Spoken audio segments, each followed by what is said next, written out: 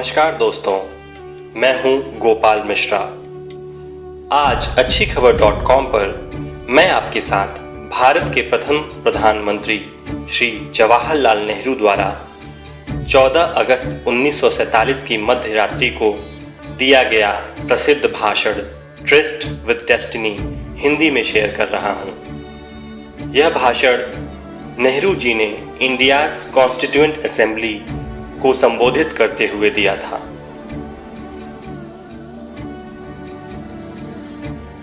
हमने नियति को मिलने का एक वचन दिया था और अब समय आ गया है कि हम अपने वचन को निभाएं।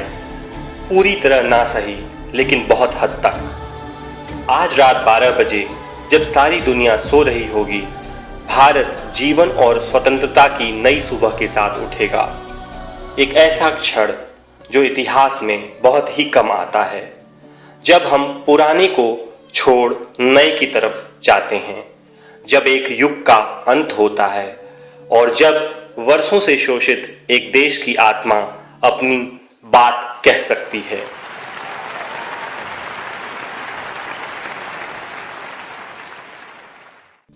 ये एक संयोग है कि इस पवित्र मौके पर हम समर्पण के साथ खुद को भारत और उसकी जनता की सेवा और उससे भी बढ़कर सारी मानवता की सेवा करने की प्रतिज्ञा ले रहे हैं। इतिहास के आरंभ के साथ ही भारत ने अपनी अंतहीन खोज प्रारंभ की और न जाने कितनी ही सदियां इसकी भव्य सफलताओं और असफलताओं से भरी हुई हैं।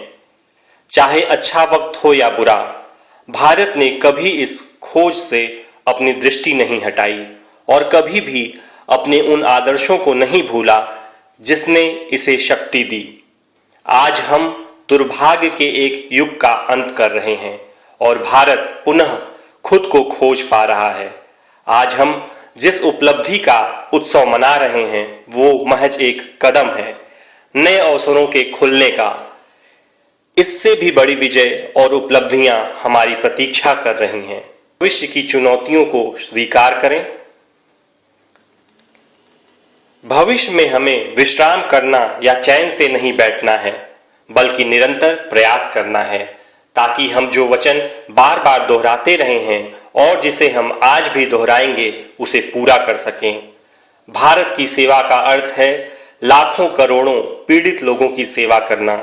इसका मतलब है गरीबी और अज्ञानता को मिटाना, बीमारियों और अवसर की असमानता को मिटाना।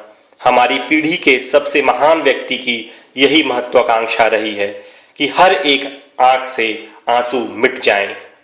शायद ये हमारे लिए संभव न हो, पर जब तक लोगों की आंखों में आंसू हैं और वे पीड़ित हैं, तब तक हमारा काम खत्म नहीं होगा। और इसलिए हमें परिश्रम करना होगा और कठिन परिश्रम करना होगा, ताकि हम अपने सपनों को साकार कर सकें। वो सपने भारत के लिए हैं, पर साथ ही वे पूरे विश्व के लिए भी हैं। आज कोई खुद को बिल्कुल अलग नहीं सोच सकता, क्योंकि सभी राष्ट्र और लोग एक दूसरे से बड़ी समीपता से जुड़े हुए हैं। शांति को अविभाज्य कहा गया है, इसी तरह से स्वतंत्रता भी अविभाज्य है, समृद्धि भी और विनाश भी। अब इस दुनिया को छोटे छोटे हिस्सों में नहीं बांटा जा सकता है।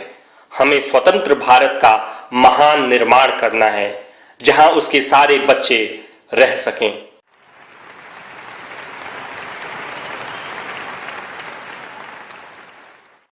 आज नियत समय आ गया है, एक ऐसा दिन जिसे नियति ने तय किया था, और एक बार फिर वर्षों के संघर्ष के बाद भारत जागृत और स्वतंत्र खड़ा है। पर फिर भी निर्णायक बिंदु अतीत हो चुका है और हमारे लिए एक नया इतिहास आरंभ हो चुका है। एक ऐसा इतिहास जिसे हम गढ़ेंगे और जिसके बारे में और लोग लिखेंगे। ये हमारे लिए एक सौभाग्य का क्षण है।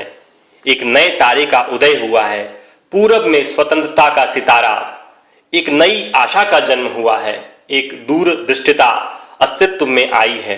काश ये तारा कभी अस्त न हो और ये आशा कभी धूमिल न हो।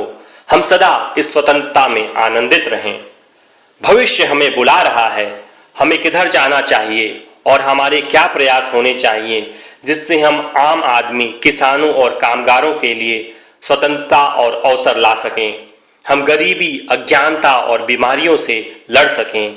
हम एक समृद्ध, लोकतांत्रिक और प्रगतिशील देश का निर्माण कर सकें और हम ऐसी सामाजिक, आर्थिक और राजनीतिक संस्थाओं की स्थापना कर सकें जो हर एक आदमी, हर एक औरत के लिए जीवन की परिपूर्णता और न्याय सुनिश्चित कर सके। हमें कठिन परिश्रम करना होगा। हम में से कोई भी तब तक चैन से नहीं बैठ सकता है जब तक हम भारत के सभी लोगों को उस गंतव्य तक नहीं पहुंचा देते जहां भाग्य उन्हें पहुंचाना चाहता है। हम सभी एक महान देश के नागरिक हैं जो तीव्र विकास की कगार पर है और हमें उस उच्च स्तर को पाना होगा। हम सभी चाहे जिस धर्म के हों, समान रूप से भारत मां की संतान हैं और हम सभी के बराबर अधिकार और दायित्व हैं। हम और संकीर्ण सोच को बढ़ावा नहीं दे सकते, क्योंकि कोई भी देश तब तक महान नहीं बन सकता जब तक उसके लोगों की सोच या कर्म संकीर्ण हैं। विश्व के देशों और लोगों को शुभकामनाएं भेजिए और उनके साथ मिलकर शांति, स्वतंत्रता और लोकतंत्र को बढ़ावा देने की प्रतिज्ञा लीजिए और हम अपनी प्यारी मातृभूमि, प्राचीन, शाश्वत और निरंतर नवीन भारत को श्रद्धांजलि अर्पित करते हैं और एकजुट होकर नए सिरे से इसकी सेवा करते हैं। जय हिंद।